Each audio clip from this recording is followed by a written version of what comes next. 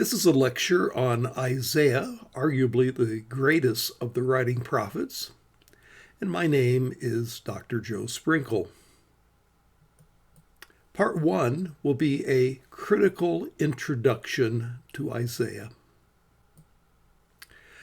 The date of Isaiah's ministry is roughly 740 to 700 BC. Began his ministry in the year of King Uzziah's death, around 740 BC. And he continued to minister after Sennacherib besieged Jerusalem, which we can date to 701 BC. The name Isaiah means the Lord gives salvation, or Yahweh gives salvation. He lived in Jerusalem, in Judah. There was a northern kingdom of Israel during part of his reign, but he lived in Judah. He seems to be a court prophet. He gave advice to Hezekiah, and he was probably on the paid staff for that purpose. We know he was married and had at least 2 children. The one child was named She'er-Yashuv, and he plays a role in the prophecy of Isaiah chapter 7. That child's name means a remnant shall return. And then another child is named Maher-Shalal-Hash-Baz in Isaiah 8, 1 through 4. Also plays a role in that prophecy. Well, Maher-Shalal-Hash-Baz means quick goes the booty, fast goes the plunder. His wife there is called the prophetess. That may be a second marriage. Isaiah's call is found in Isaiah chapter 6, which is in the year of King Uzziah's death, which is 740 BC approximately. Isaiah went around naked for 3 years to dramatize one of his prophetic messages. That's one of the unusual things that he did.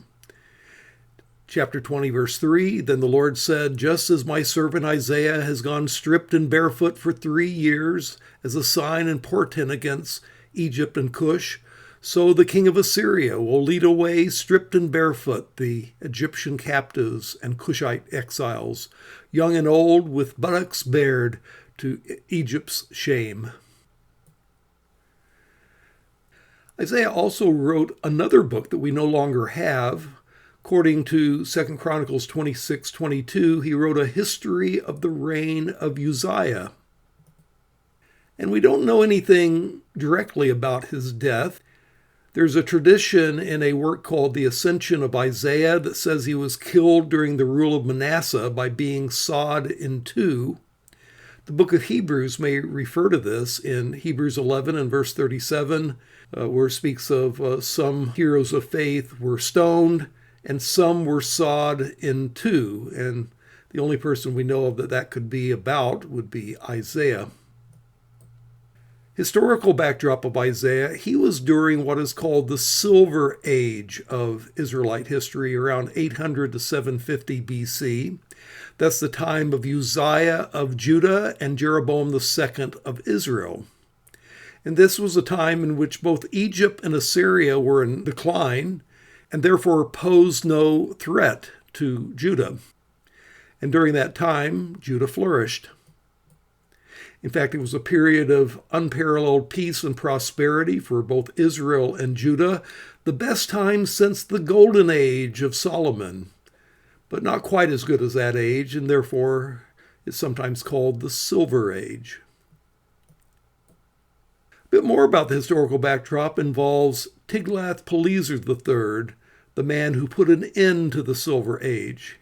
Here it shows an image of Tiglath-Pileser III receiving homage. What happened was that Tiglath-Pileser began to lead a revived Assyrian empire to move to the west. By 738 BC, Menachem of Israel had become a vassal of Tiglath-Pileser III. Vassal means he has to pay Tiglath-Pileser money. An Assyrian inscription as well mentions this, as well as 2 Kings 15:19, referring to Menachem's paying tribute to Tiglath-Pileser. In the year 735, Ahaz of Judah also becomes a vassal to Assyria, And this relates to the story in Isaiah chapter 7. And then there is the Syro-Ephraimite War from 735 to 732 BC.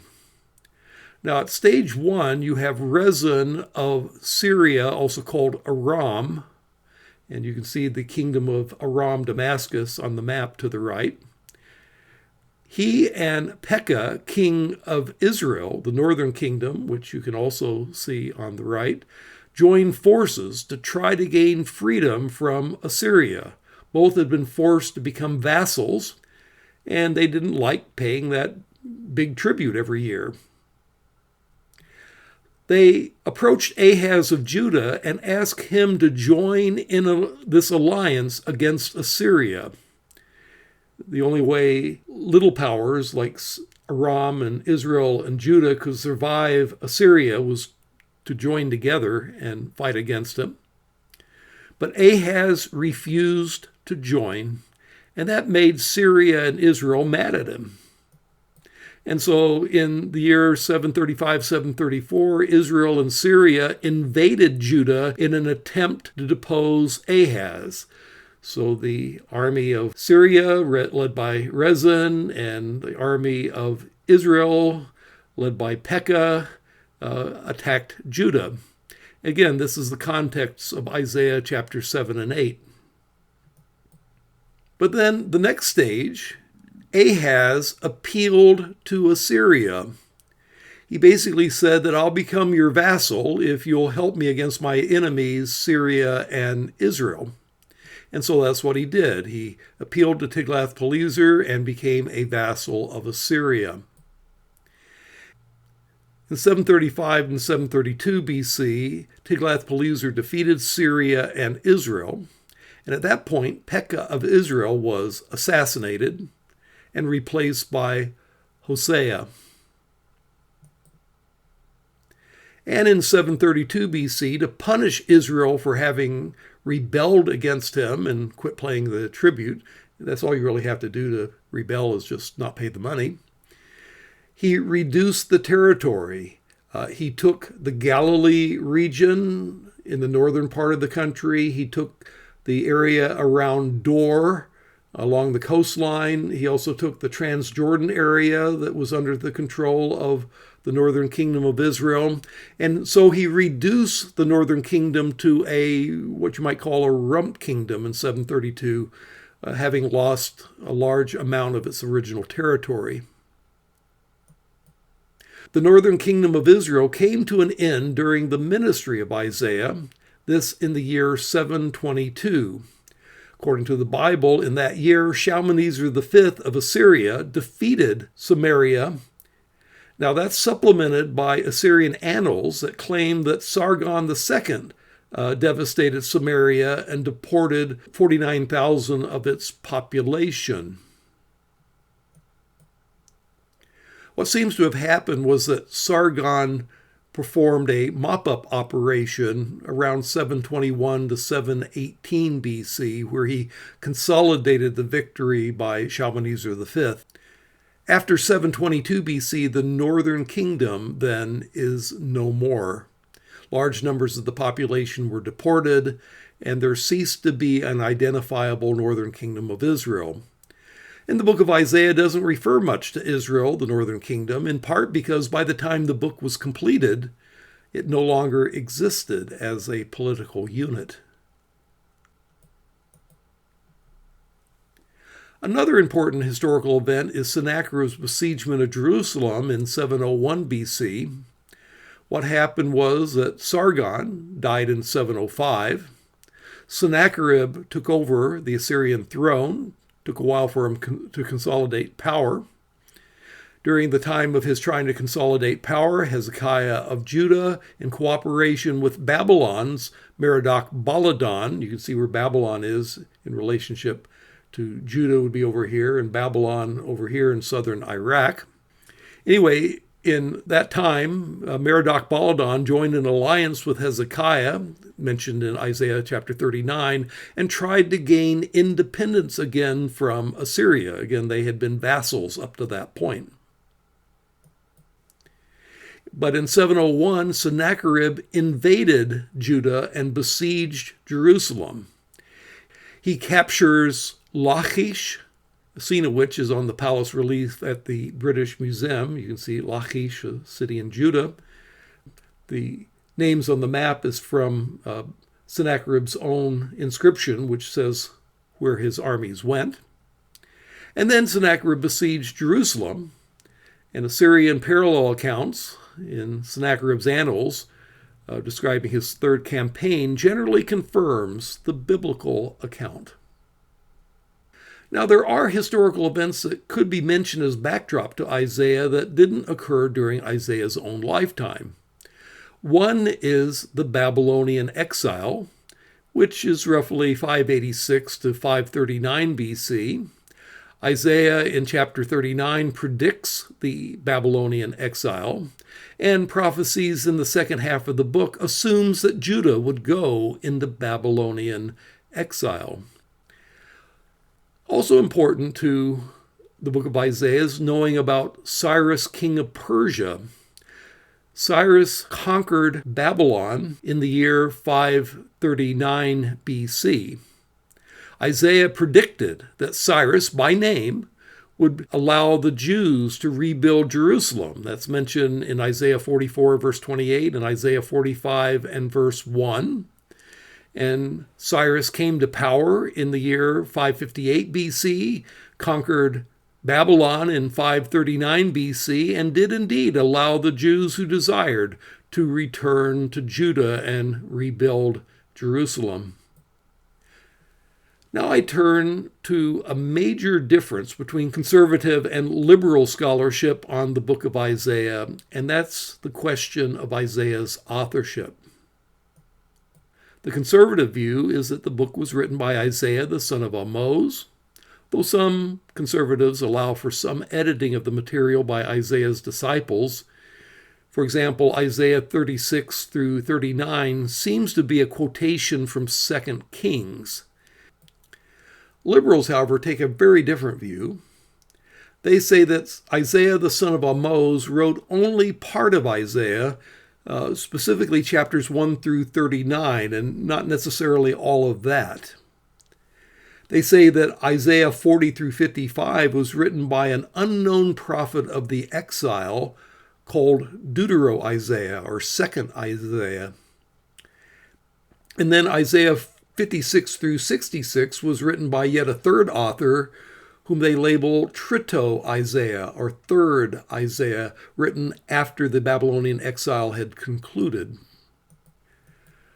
Liberals argue, first of all, that, Isaiah is not mentioned by name in chapters 40 through 66, so that at least allows them to make the claim that Isaiah is not said to be the author in that part of the book. One of the stronger arguments for the liberal view is the exilic backdrop of Isaiah 40 through 66. Particularly the earlier parts of it is addressed to an audience that seems to already be in exile. And on the premise that prophets speak to their own generation, if it's addressing people that are already in exile, then the writer must already be in that time period himself, in the Babylonian exile period.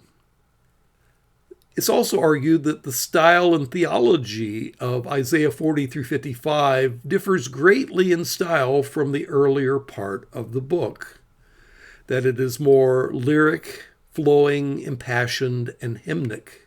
It's also said that there's a different theological emphasis.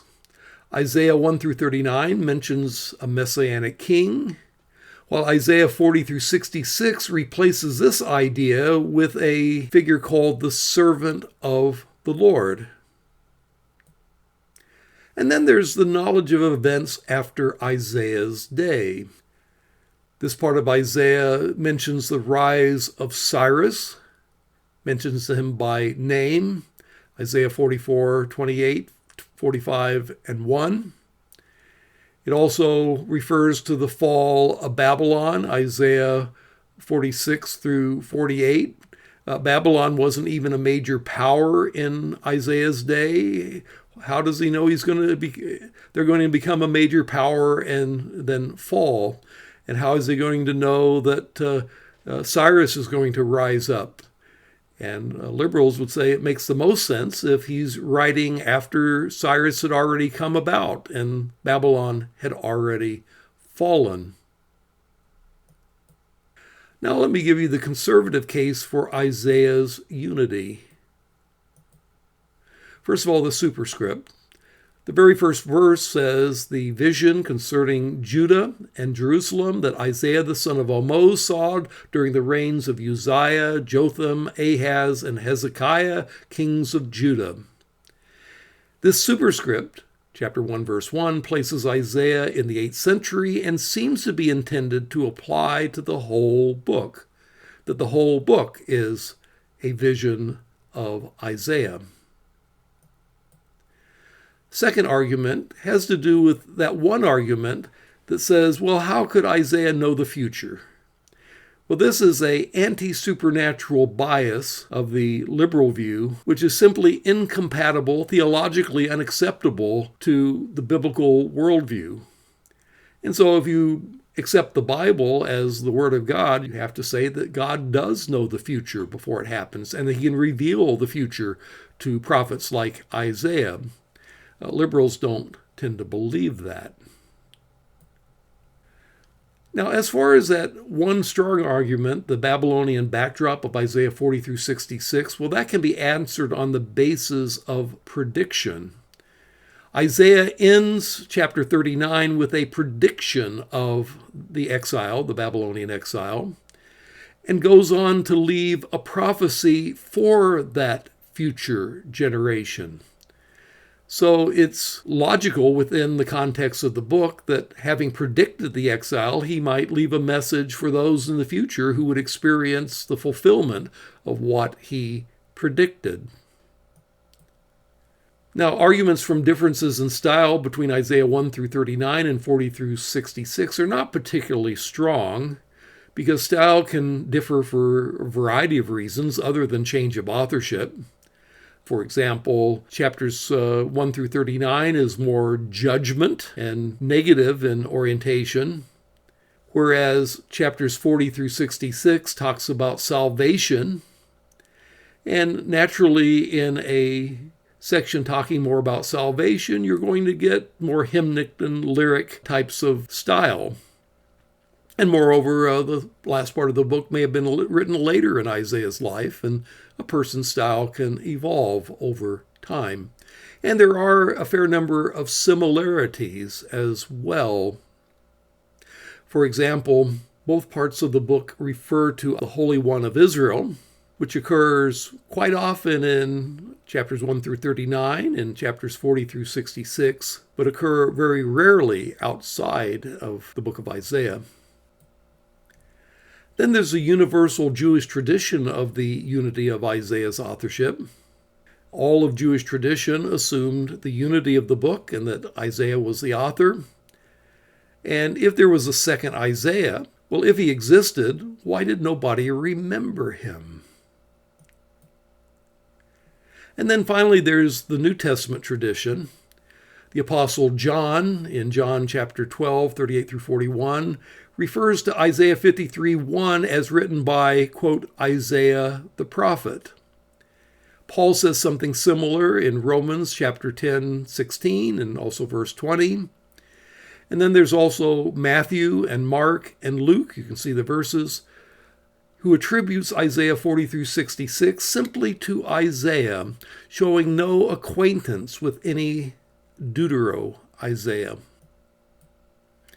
So my conclusion on authorship, the liberal theory of multiple authors should be rejected.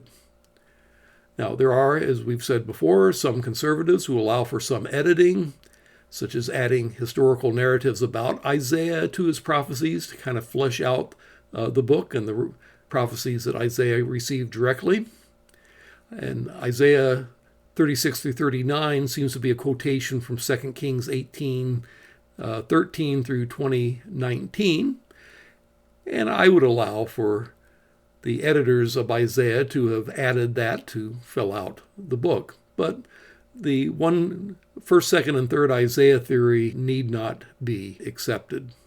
Well, this is the conclusion to part 1 of my lecture on Isaiah, and we will continue with part 2, which will cover Isaiah chapters 1 through 39.